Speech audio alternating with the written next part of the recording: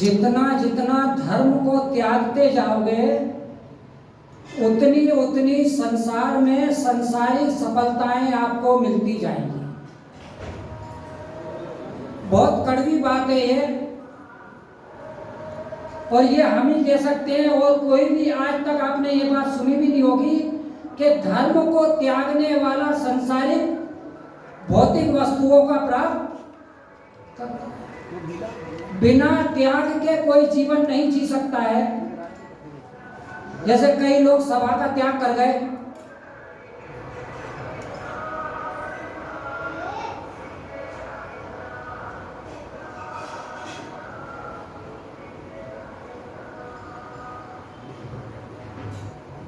होता है, और त्याग अनुपयोगी वस्तु का होता है। ऐसा कोई भी प्राणी नहीं है जो कि त्याग ना करता हो। जैसे मलमूत्र का त्याग करते हैं, श्वासों का त्याग होता है, आयु कर्म का त्याग होता है, और जो इस सभा को छोड़ के चले गए उनके पुण्य कर्म का भी त्याग हो गया। क्योंकि जहां पर पुण्य मिलना था, धर्म मिलना था, उस स्थान को छोड़ दिया और अपना विषय कसायों में भोग में चले गए। अब आपको आज दान का सुनना है या त्याग का सुनना है? एक दृष्टांत से आपको समझ में आ जाएगा। एक गुरु के पास 3 शिष्य गए और तीनों की प्रकृति अलग अलग थी, स्वभाव अलग अलग था, पुण्य पाप अलग अलग था, 5 उंगली अलग अलग होती है। एक देव प्रकृति का था, सज्जन था, देवता जैसा था, त्याग में जिसका भावना थी। एक मनुष्य प्रकृति का था, आप जैसा था। और तीसरे जो घर पे बैठे हुए हैं उस प्रकृति के थे, जिसे कैसे देव मानव दानव प्रकृति के 3 शिष्य गुरु के पास पहुंचे और गुरु मौन रहे। काफी दिन हो गए गुरु की सेवा करते करते। गुरु कुछ बोलिए, दीजिए, आत्म कल्याण का मार्ग बताइए। तब काफी उनके परिणाम निर्मल हो गए। तब गुरु ने एक शब्द बोला, दा। बस तीनों जाने लगे और मुंडी हिला ली के बस गुरुजी आपका उपदेश मिल गया, सुनने को आवाज, बस इसलिए हम कल्याण कर लेंगे, एक ही से कल्याण कर लेंगे। आगे निकले तो विजय कुमार जी जैसा एक धर्मात्मा व्यक्ति मिला, ज्ञानी व्यक्ति। उसने पूछा कि भाई क्या समझे तुम दास है देवता प्रकृति के लोगों से जो त्याग में विश्वास करते थे कि हमें दास से दमन करना है अपनी इंद्रियों का। इंद्रियों का दमन करेंगे तभी मोक्ष में गमन करेंगे हम। जितनी भी इंद्रियों के विषय वासना उसका दमन करना है, जिसे प्रसन्न गुण कहते हैं सम्यक दृष्टि का, कि हमें इंद्रियों को दबाना है। जितना भी मन में विकार है, विषय विकार है, उनको दबाना है। दास या तो दमन है। दूसरे और आगे चले तो दूसरे प्रकृति के लोग मिले। फिर किसी ने पूछा भक्त ने कि भगवान आपने दाह से क्या समझा? कि तुमने सही समझा, दाह से दमन करना त्यागी का कर्तव्य, अपने इंद्रियों का दमन करना त्यागियों का कर्तव्य, मन की इच्छाओं को दमन करना। मनुष्य प्रकृति के लोग मिले, उनसे पूछा किसी व्यक्ति ने, तीसरे व्यक्ति ने आगे चल के, भाई तुमने क्या अर्थ लगाया, दाह से क्या उपदेश ग्रहण किया? दान से हमें बहु आरंभ परिग्रह नरकाय से बहुत आरंभ परिग्रह, तो मुझे दान करना चाहिए। बस मैंने यही इसका अर्थ लगाया, दान से दान करना चाहिए। तब बिना दान के मनुष्य का लिखा भी हुआ है और पढ़ेंगे, दान 4 प्रकार का 4 संग को दीजिए, धन बिजलू उनहार नर भव लहो लीजिए, उत्तम त्याग गहो गोसग सारा, औषध शास्त्र अभय आहारा, निश्चय राग देश निर्वारे, ज्ञाता दोनों ज्ञान समारे, दोनों समारे कूप जल सम, दरब घर में पर नियम, निज हाथ दीजिए साथ लीजिए, खोया खाया बह गया, धनी साध शास्त्र अभय दिवैया त्याग राग विरोध को बिन दान श्रावक साधु दोनों नहीं लहे बोध को। बिना ध्यान के साधु और श्रावक बोध को माने रत्नात्रय को सम्यक ज्ञान को प्राप्त साधु भी नहीं करता है। साधु 2 प्रकार का दान दे सकता है और आप 4 प्रकार का दान दे सकते हो। आज चतुर्वेद संघ को 4 प्रकार का दान कौन सा? आहार दान, औषध दान, अभय दान और ज्ञान दान। साधु ज्ञान दान दान होता है। ज्ञान का जो यहाँ से दिया जाएगा जिन सहस नाम, तो ये दान है। ये दान में दिया जा रहा है यहाँ कमेटी के द्वारा, ना कि ये भेंट किया जाता है।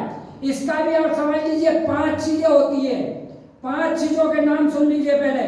एक भिक्षा होती है, दूसरा भेंट होती है, तीसरा कर होता है जिसको टैक्स बोलते हैं इंग्लिश में, और चौथा दान होता है, और 5वां त्याग होता है। इनके कौन कौन अधिकार? तो पहले मैं कहानी पूरी कर लूं कि तीसरे व्यक्ति से कहा कि भाई क्या करना है आपको, तो कि दान करना है 4 प्रकार का। हम 4 सम्यक दृष्टियों को दान करेंगे। ये मेरा बहुत आरंपरिक है, घर में भरा हुआ है, तो उसको कम करना है और बोझ को हल्का करना है। तुमने सही अर्थ लगाया, गुरु की सही शिक्षा प्राप्त की। और तीसरे व्यक्ति जो दानव प्रकृति का था, हिंसा में विश्वास रखता था, वो जब आगे चला तो तीसरे व्यक्ति से पूछा उनने दानव प्रकृति से, आप क्या करोगे, आपने क्या अर्थ समझा दान का?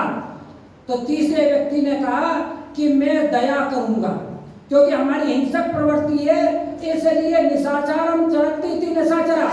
निशाचर वाले जो रात को चलता है, रात को भोजन करता है, मैं रात को भोजन नहीं करूंगा, जीवों पे दया करूंगा, और मैं अब किसी भी जीव को कभी मारूंगा नहीं, किसी के भी धर्म कार्य में कभी विघ्न बाधा नहीं डालूंगा। दया की प्रकृति रखूंगा। उन्होंने कहा तुमने तीनों ने सही। गुरु एक ही है, शब्द एक ही है, उद्देश्य, और सुनने वाले तीनों ने अर्थ अलग अलग। यहाँ भी इतना पानी बह रहा है ज्ञान का, लेकिन कितने लोग आचरण करेंगे और कितने लोग उसको यूं ही निकाल देंगे, ये सब आप आखिरी में देख लेना। तो 5 चीजें मैंने बताई है, भिक्षा, भेंट, कर, दान और त्याग। ये 5 चीजें हैं। भिक्षा किसे कहते हैं? भिक्षा वो होती है जिसमें द्वार पर आए हुए भिखारी को देने का भाव नहीं होता है, सम्मान का भाव नहीं होता है। उससे कहते चले जाओ, कल मना किया था, क्यों आ गए? चलो आ गए तो थोड़ा ले लो, लेकिन आप कभी मत आना।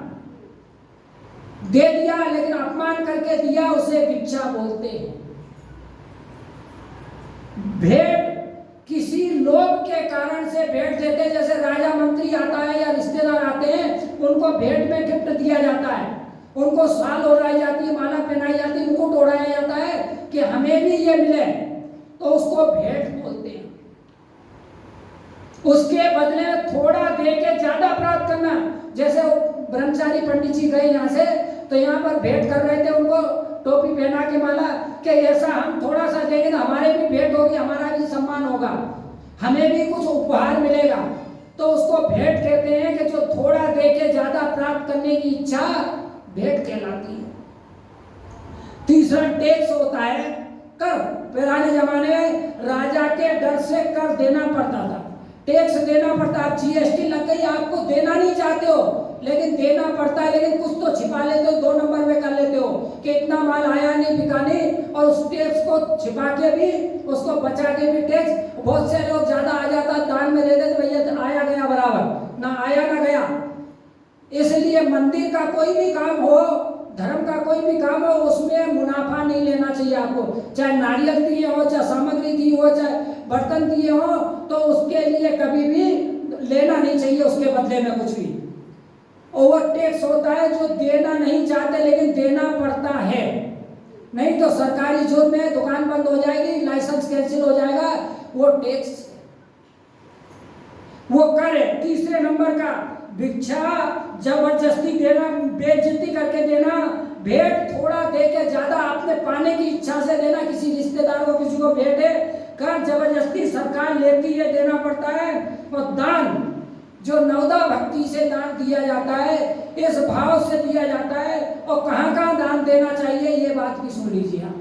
क्या समझे? जिन बिंबम जिन गारम जिन यात्रम प्रतिष्ठानम और दानम पूजा सिद्धांत लेखनम क्षेत्र सप्तकम। जिन प्रतिमा में दान, जिन मंदिर में दान, जिन यात्रा में दान, कोई जिनेंद्र भगवान जो जिन मुद्रा के मुनि महाराज यात्रा कर रहे हैं उसकी दान, चतुर्वेद संघ को दान, और पूजा सिद्धांत लेखन पुस्तक को लिखने में, छपवाने में, ये 7 प्रकार से 7 जगह को दान देना चाहिए। अब आप कहते हैं त्याग का दिन है, आज दान की कैसे बात है? त्यागो आहार पानी औषध विचार अवसर, टूटे नियम न कोई डरता हृदय में। त्याग करते हैं तो त्याग करना चाहिए। जिनायतन के रक्षक देव, हम आपकी साक्षी पूर्वक धर्मानुष्ठान समाप्त होने तक आरंभ परिग्रह स्थानांतर का त्याग करते हैं। जब तक यहाँ बैठे तब तक कोई भी पाप का कार्य नहीं करेंगे। ये एक अजैन व्यक्ति ने छपवा दिया था, झाबुआ में हम रुके थे, अजैन व्यक्ति था, तो उसने उसकी सामने प्रिंटिंग प्रेस की, रोज नमस्कार करने आता है और सामने ही हम बैठते थे मंदिर के सामने ही, तो उसने ये 2019 में छपवा दिए थे और 100 छाप के दे दिए थे, तो 100 में से 1 बचा है। और इसमें क्या हो, अनंतों के गुणों की प्राप्ति करने हेतु धर्म अनुष्ठान पूर्ण होने तक, चाहे स्वाध्याय कर रहे, प्रवचन कर रहे हो, माला जाप कर रहे हो, चाहे पूजा अभिषेक कर रहे हो, तब तक के लिए धर्म अनुष्ठान पूर्ण होने तक अनंत के गुणों की प्राप्ति हेतु सत्य बोलूंगा। बोलना तो पड़ेगा आपको, बोले बिना तो रह नहीं सकते, लेकिन क्या शर्त है? सत्य बोलूंगा या मौन रहूंगा। और आप भी पधार कर धर्म लाभ ग्रहण, जैसे घर में कोई कार्य होता है तो सबको धर्म लाभ के लिए बुलाया जाता है, उसमें कोई ऐसा नहीं एक ही व्यक्ति आएगा, सभी लोगों को बुलाया। तो अब त्याग 5 प्रकार का एक व्यक्ति करता है, तो त्याग कई चीजों का होता है। उसके बाद में अभयदान, सबसे बड़ा अभयदान है। प्राणी मात्रों की रक्षा करना। जितनी देर तक आप सामायिक में बैठे हो उतनी देर तक सभी प्राणियों रक्षित है और आप मुनि के समान। ये होता है रक्षा करने वाला। तो त्यागो आहार पानी औषध विचार अवसर। आहार पानी से जीवन नहीं चलता है, औषध विचार अवसर, ये अवसर अगर छूट गया तो कभी भी दोबारा नहीं आएगा। समय ने समझा, समय ने समझा, आत्मा ने समझा, समय को समझा, जिनवाणी को समझा, समय के द्वारा समझा, गुरुओं के द्वारा, दिगंबर गुरुओं के द्वारा समझा, और समय के लिए समझा, रतन त्रय की प्राप्ति के लिए समझा, और समय ने समझा मरने से पहले अपनी आत्मा में स्थापित होने के लिए समझा। मरने से पहले हमें समझा। तो 20 वर्ष से 70 वर्ष की आयु रचनात्मक कार्य करने के लिए तो हर वर्ष कोई न कोई चीज का त्याग करना चाहिए। तो त्याग बुरी वस्तु का ही करते हैं। कौन कौन सी चीजों का त्याग करना चाहिए, इसके ऊपर आज अपनी कमी कमजोरियों को जान लेना सबसे बड़ा ज्ञान है। सबसे बड़ा ज्ञानी वो है जो अपनी कमजोरियों को जानता है और दूसरों की विशेषता को जानता है कि दूसरे के अंदर क्या गुण है और मेरे अंदर क्या कमजोरी है। दूसरों की विशेषता हमारी विशेषता बने, हमारी कमजोरी किसी की विशेषता, किसी का गुण नहीं बनना चाहिए। दूसरों की कमजोरी हम ले लेते हैं लेकिन अपना गुण नहीं दे पाते। इसलिए बंधुओं, हर व्यक्ति को कुछ ना कुछ किसी न किसी से सीखना चाहिए। तो अपने जीवन में विशेषता को लाने के लिए अपनी कमजोरियों को बिन जाने से कैसे तजिए गई है गुण दोषों को। मैंने बहुत दिन से सोचा, जब से आया, कि हमारी सबसे बड़ी कमजोरी क्या है। बुभुक्षु किम ना करोति पापम। सबसे बड़ी कमजोरी प्राणी मात्र की है, वो भूख है। सारे पाप पेट के लिए होते हैं। खाली पेट और खाली जेब जो सिखाती है वो दुनिया में कोई भी नहीं सिखा सकता। इसलिए आप क्षुधा रोग विनाशने के लिए भगवान के सामने नैवेद्य चढ़ाते हैं, थाली भर भर के चढ़ाते हैं। और त्याग, तो त्याग में कल आया था तप का अर्थ आग है, तो त्याग के बिना आग ही आग है, इसमें लिखा हुआ है महाराज। त्याग अगर निकाल दिया जाए तो क्या बचता है बाद में? त्याग के बिना आग ही आग, संसार तो जलाने के लिए आग ही आग। तो इसलिए इस त्याग को ही सोचना चाहिए। वर्षों से दहलीज पे खड़ी हुई मुस्कान जो हमारे कानों से धीरे धीरे हमारे कानों में आ रही है, सब अच्छा ही होगा। जो होगा वो जो किया है वो अच्छा ही होगा। मेरा पूत सपूत बने, सपूत ही नहीं सबूत बने। मेरा पूत सपूत नहीं सबूत बने। सोचिए, पुत पुत्रिका महाराज ने लिखा है इसमें, और बहुत सारी चीजें। क्या तुम इस रहस्य को नहीं जानते हो कि मेघ ऊपर समुद्र नीचे होता है, और आहार दान देने वाले का दाता का हाथ ऊपर होता है, और आहार लेने वाले का हाथ तीर्थंकर भी नीचे करते हैं आहार लेने के लिए। तो भले अवला किस प्रकार से अपन वो कर सकते हैं, दानी का कैसे उपेक्षा कर सकते हैं। इसलिए एक जगह पे तो दानी भी बड़ा होता है, लेकिन दान उपयोगिता का होना चाहिए। दान का जहाँ जरूरत हो वहां दान होना चाहिए। और 5 चीजों का त्याग होना चाहिए, मैं बताता हूं। पहली चीज आचार्य श्री विद्यासागर जी महाराज ने लिखी है, सागर बूंद समय में मेरे पास रखी है। आहार दान कराने वाले का आहार दान देने वाले की प्रशंसा जब तक नहीं करना चाहिए जब तक कि वो भोजन पच ना जाए। किसान की प्रशंसा जब तक नहीं करना चाहिए जब तक कि फसल काट के घर में न ले आए। नाविक की प्रशंसा जब तक नहीं करना चाहिए जब तक कि वो नाव से उस पार न पहुंच जाते। युवा स्त्री की प्रशंसा जब तक नहीं करना चाहिए जब तक कि वो वृद्धा शीलवती वृद्धा ना हो जाए। और साधु की प्रशंसा जब तक नहीं करना चाहिए जब तक कि वो समाधि न ले ले। बीच में अगर हो गई तो उसकी समाधि, साधुओं की प्रशंसा कर करके आपने उनको ज्यादा वो कर लिया तो कि वो हो गया, उनकी समाधि बिगाड़ दी। प्रशंसा में आदमी फेंक ही जाए। प्रशंसा एक ऐसा पत्थर है काई लगा जिसमें फिसलने के बाद में कोई रुकने का, केले के छिलके पे और काई लगे पत्थर पे पैर रखने के बाद में कोई समझता। और प्रशंसा का मोम ऐसा है जिस मोम को अग्नि, प्रशंसा की अग्नि में पिघलाकर और किसी को भी ढाल सकते हो, किसी भी प्रकार से उसको कुछ भी बनाया जा सकता है। आज जैन धर्म का अगर पतन हुआ, इतने श्रावक रह गए, इतने साधु कम रह गए, इतना जैन धर्म का ह्रास का कारण है एक के वो है प्रशंसा। दोनों ख्याति लाभ में डूब गए हैं। और जब सुधार होगा तो अपने से ही होगा। हम अपने से सुधार करेंगे तो हमको देखकर कोई और दूसरा, ब्रह्मानंद जी महाराज थे, वो कभी फोटो नहीं खिंचवाते थे, ना किसी प्रकार का आडंबर करते थे। अभी भी 1-2 साधु ऐसे हैं जो सारे आडंबरों से सही प्रभाव ना तो वो कर रहे हैं। सोचिए, तो ये 5 प्रकार का त्याग होना चाहिए कि हमें किसी के सामने उसकी प्रशंसा नहीं है। हाँ, प्रशंसा करिए, क्षमा सागर जी महाराज कहते हैं, लेकिन सामने कभी किसी की प्रशंसा मत करिए। पीठ पीछे उसकी जितनी प्रशंसा करा जाए। जैसे आगरा में 3 लोग हैं, जैसे इंदौर में चारों तरफ से साधु आते हैं, धार से भी आते हैं, बंबई से भी आते हैं, ग्वालियर से भी आते हैं, देवास से, भोपाल से आते हैं। तो ऐसे आगरा में भी चारों तरफ से, दिल्ली, ग्वालियर से, कानपुर से आते हैं, जाते हैं। तो वहां पे 3 लोग ऐसे तैयार किए पुलक सागर जी महाराज के आशीर्वाद से। 2001 से पहले आगरा में 0 था। कोई साधु आता था तो कब आया और कब चला गया किसी को पता नहीं चलता था। एक में महाराज ने चतुर्मास किया, तब वहां जागृति हुई।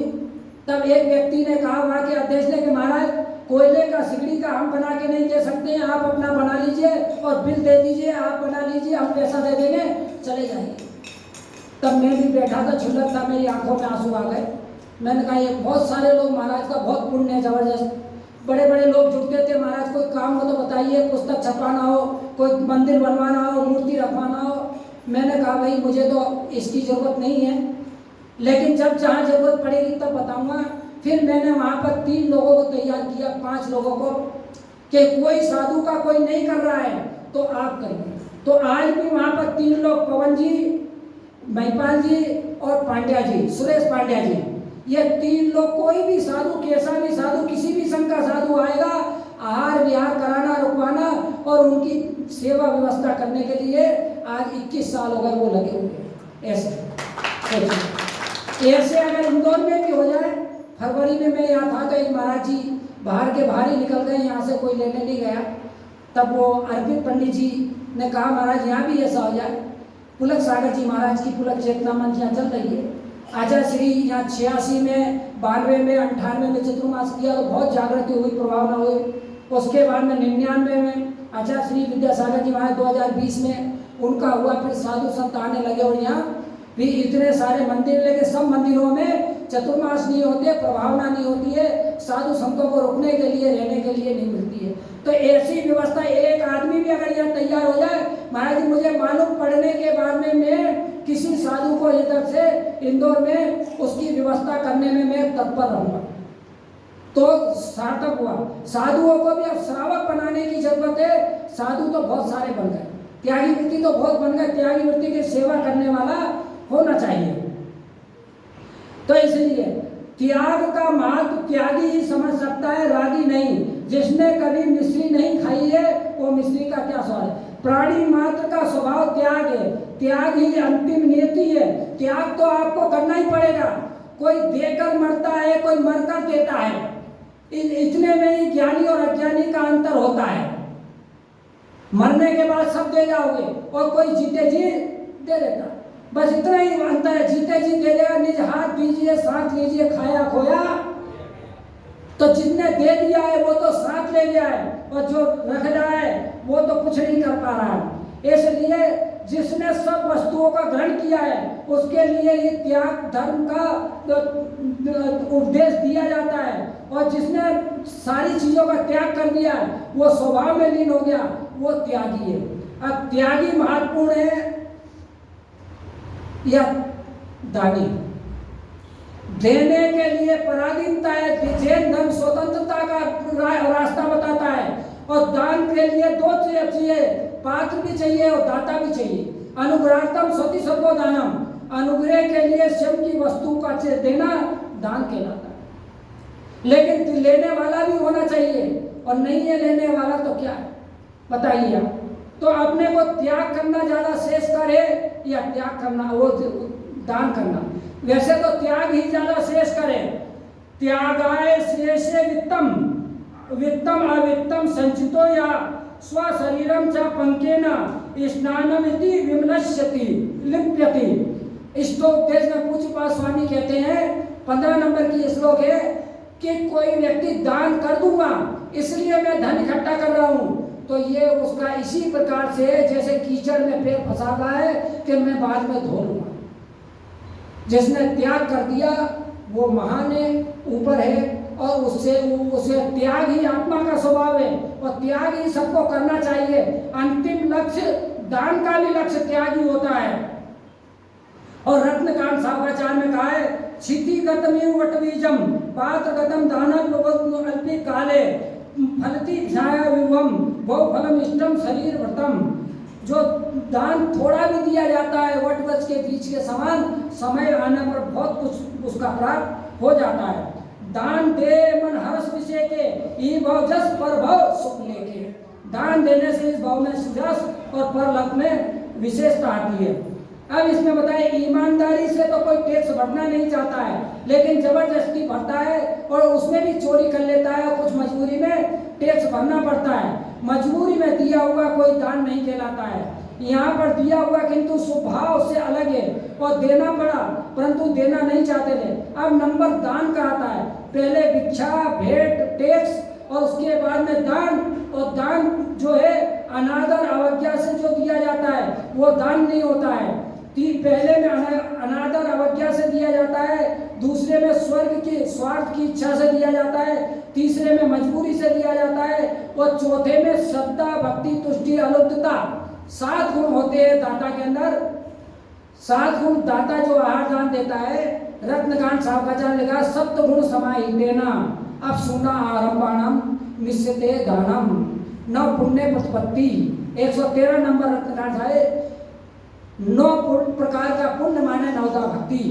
तो नवदा भक्ति में प्रधान भी जरूरी है, उच्चासन बिठाना जरूरी है, पाक प्रक्षालन लेके गंधोदक लेना जरूरी है, फिर सिर लेने के बाद में पूजन करना जरूरी है, पूजन के बाद में नमस्कार करना जरूरी है, नमस्कार 5वें नंबर पे लोग घर के दरवाजे पर ही मन शुद्धि वचन शुद्धि बोलने लगते हैं, आहार जल शुद्धि।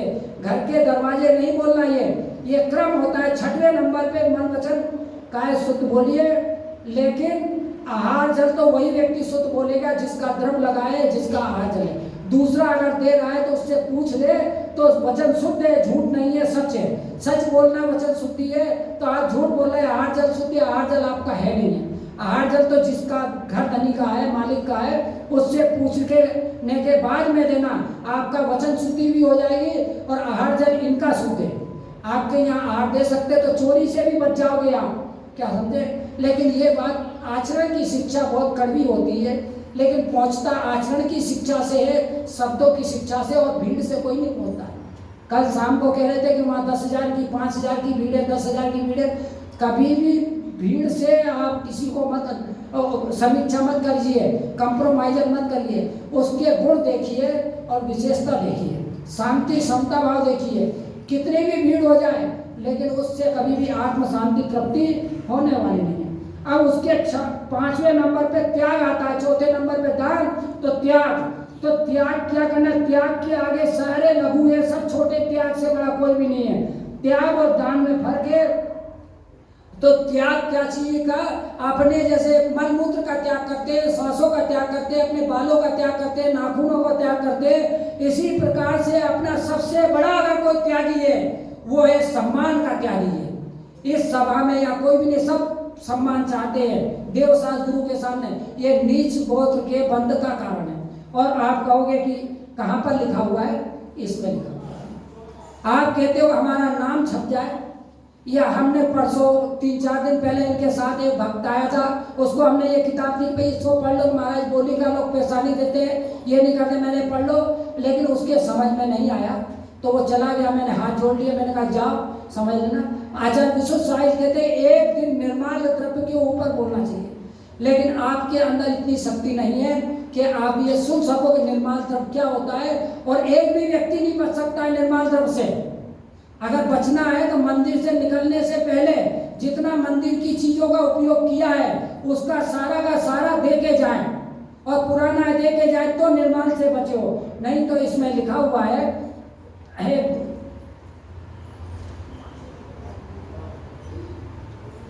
देवता निवेदित अनिवेदित गणमंत्रायश, मंदिर के लिए गंधमाल धूप आदि का उठाना, अपने उपयोग में लेना, अशुभ नामकरण के आश्रय करण, देवता के लिए निवेदित किए या अनिवेदित 9 देवता आते हैं। मैंने बताया था 9 देवता में अरंचित आचार्य उपाध्याय साधु और जिनधन जिनागम जिन चेतालय, इनके लिए निवेदित और अनिवेदित। जो निवेदित नहीं किया है लेकिन संकल्प हो गया कि ये निवेदित करेंगे, जैसे सगाई हो जाती है कि आपकी पुत्री इनके पुत्र को देंगे तो वो फिक्स हो जाती है, जैसे बयाना दे देते कि ये वस्तु हम ले लेंगे तो वो उसकी हो जाती है, भले वो नहीं ले जाए, पैसा दे के ले जाए। इसी प्रकार उनका उठाना अंतराय कर्म के आश्रय का कारण है, तत्वार्थ सूत्र में लिखा है। और गुरु के द्वारा दी हुई वस्तु दोनों हाथ से ग्रहण करना चाहिए और दोनों हाथ से उसको वस्तु को लेना चाहिए। ये विनय मोक्ष का द्वार है। द्वयभ्यम करभ्यम गुरु दत्तम वस्तु सर्वदा देयम तथेव तस्मे मोक्ष द्वारम यतो विनय। ये श्लोक लिखा है, उसमें स्वरूपयोग श्लोक संग्रह का श्लोक है। इस प्रकार से ये करना चाहिए। और पूरी की पूरी बातें लिखी है कि किसी भी प्रकार से किसी की भी वस्तु को और दान धर्म की द्रव्य की वस्तु को तो अपने यहाँ अपने हाथ में एक विशुद्ध सागर जी एक शब्द में कहते हैं कि दान की वस्तु को अपने यहाँ रखना जैसे अंगारे के अंदर रुई को रखना है, रुई के अंदर अंगारे को रखना है। इसी प्रकार से अंगारे को जल्दी छोड़ देते हैं, अग्नि को जलती हुई अग्नि अंगारे को, ऐसे ही वो दान के द्रव्य को भी जल्दी छोड़ देना चाहिए और जितना हो उतना ही देना चाहिए। और नहीं हो तो कोई बात नहीं है, अनुमोदना देने वालों की करना चाहिए। एक व्यक्ति ऐसा था, उससे बोला कि भैया तुम त्याग करो कुछ, तो उसने कहा क्या त्याग करें, मैंने पहले से ही त्याग कर दिया। गुरु के पास आता था और जब गुरु जाने लगे तो उन्होंने बोला, तो उसने बोला कि मैंने पहले से ही 5 त्याग कर रखे अपनी मर्जी से। कौन कौन से त्याग कर रखे भाई, 5 त्याग हमें भी बताओ। उसने कहा मैं मरने के बाद अपने पैर नहीं हिलाऊंगा और मैं अपने जीते जी अपनी पत्नी को कभी विधवा नहीं होने दूंगा, मैं राजा की लड़की से कभी शादी नहीं करूंगा और सोने की थाली में भोजन ऐसे त्याग और 4 त्याग हो, एक और बताओ, एक ये त्याग के सारे त्याग का त्याग है मेरा, अब इसके बाद कोई भी त्याग नहीं लूंगा मैं। ऐसे ही यहाँ के हैं कई लोग, कई प्रकार के हैं। तो अपनी अंतरात्मा को समझे, त्यागो आहार पानी औसत विचार अवसर, तो अवसर को नहीं त्यागना चाहिए। ये त्याग शब्द आया है, तो त्याग जो है महापुरुषों के लिए होता है और दान जो है आप जैसे श्रावक के लिए होता है। और अगर त्याग करना है तो आज एक बुराई का जिस श्रावक ने त्याग कर दिया कि मैं देव साज गुरु के सामने अपना सम्मान नहीं कराऊंगा, वो सबसे बड़ा त्याग होगा। अपनी एक कमजोरी को छोड़ देता हूं मैं, मेरी कमजोरी भूख की है तो मैं कभी भी नहीं, भोजन के लिए कभी भी मैं मांग के नहीं खाऊंगा, ये दूसरा त्याग है।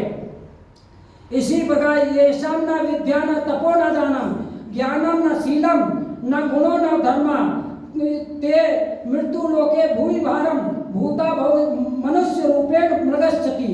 इस मनुष्य के पास अगर जो व्यक्ति विद्या नहीं देता है, दान नहीं है, तप नहीं करता है, शील नहीं है, गुण नहीं है, धर्म नहीं है, तो मनुष्य लोक में पशु के समान मनुष्य रूप में मृगश चरंती मृगोजन। एक राजा बड़ा धर्मात्मा था, रोज दान देता था, जो भी आता था किसी को खाली नहीं जाने देता था। तो एक दिन उसके मंत्री ने कहा, आखिर मंत्री ने कहा विनय पूर्वक, अपरार्थम धनम रक्षित, आपदा के लिए है राजन, धन की रक्षा करिए जो आपदा में काम आएगा। तब उस राजा ने कहा कि धन महापुरुषों के लिए कुता आपदा, श्रीमंतम जो दानी व्यक्ति उसके लिए कुता आपदा, जो दान देता आपदा आती नहीं महापुरुषों के लिए, भाग्यवान पुरुषों पे आपत्ति कैसे आ सकती है। मंत्री ने पुनः कहा देवत क्वचित समयति, यदि दुर्भाग्य से आपत्ति आ जाए तो क्या होगा। उत्तर दिया संचितम ही विनश्यति, यदि आपत्ति आ भी जाए तो दान पुण्य में खर्च न करके इकट्ठा किया हुआ धन है वह भी नष्ट हो जाएगा जब नहीं आएगा।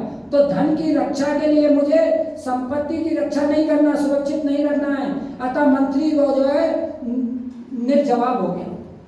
बहुत सारी घटना है और बहुत सारी बातें हैं, और कहने का तात्पर्य इतना है कि अगर एक शब्द भी आज का आपको लग गया हो तो चतुर्मास कराना और आपका मनुष्य जीवन में आना, सम्यक दृष्टि बनना, क्या समझे, तो सार्थक हो जाएगा।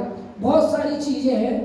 तो दान छोटा है, दान से त्याग, एक बुराई का त्याग कर दो, मिथ्यात्व का त्याग कर दो, अनायतन का त्याग कर दो, और अपनी जो कमी कमजोरी है वो अपने गुरु को बता के त्याग कर दो, उसका प्रायश्चित ले लो। जो भी बीमारी होती है डॉक्टर को बताई जाती है, मंत्री और डॉक्टर, वेद और गुरु, इनसे कोई चीज छिपाई नहीं जाती है। तो आप लोगों ने भी जो कार्य किया है उसका फल आपको मिले। और जिनसे नाम रोज मैं उसके ऊपर बोलता हूँ यहाँ किया, तो 10 पुस्तकें कल नीलेश भाई के यहाँ आऊँगा, मैंने बोला, इनने बोला ठीक है, इशारे से बताया कि ये सब यहाँ बांटने के लिए 50 किताबें लाए थे बाबा जी, तो वो तो चले गए, तो अपने चतुर्मास कमेटी ने तो बुलाइए आज इसके लिए। और भी बहुत सी चीज़ें हैं, लेकिन अगर और सुनना चाहो तो उत्तम सागर जी महाराज के बहुत अच्छी चीज लाया हूँ मैं आपके लिए। ज्ञानी के 3 होते हैं, ज्ञानी विनय और सहिष्णुता होती है, और सही क्या है, शिल्पी नहीं मूर्ति पूजी जाती है, मूर्ति पूज होता है। कुमार नहीं घड़ा पूज होता है, बढ़ाई नहीं पालकी पूज होती है। मंदिर बनाने वाला कारीगर नहीं मंदिर पूज होता है, और सुनार नहीं भामंडल पूज होता है। कुबेर नहीं समोसन पूज होता है। ग्रंथ छापने वाला देने वाला नहीं, ग्रंथ पढ़ने वाला पूज होता है। मोर नहीं पिछी पूज होती है। मुनि के माता पिता नहीं, मुनि को आहार देने वाले पूज होते हैं। और आचार्य रसोईया नहीं, अन्न पूज होता है रसोईया। और मंत्री नहीं मंत्र पूज होता है। और मिस्त्री नहीं मशीन पूज होती है। और गाय नहीं दूध पूज होता है। और मेरा उपदेश नहीं, जो इसको धारण करेगा वो पूज बनेगा। बहुत अच्छी है मुक्ति के मुक्तक। तो महाराज हम एक चतुर्मास किया उत्तम साई साथ में, हमने बड़े प्रेमी है, अच्छे ज्ञानी विद्वान है, एक बार जरूर दर्शन करना चाहिए। ओम नमः पंच परमेष्टि भगवान। ओम हे उत्तम त्याग धर्माय नंगा लाओ, बुलाओ किससे।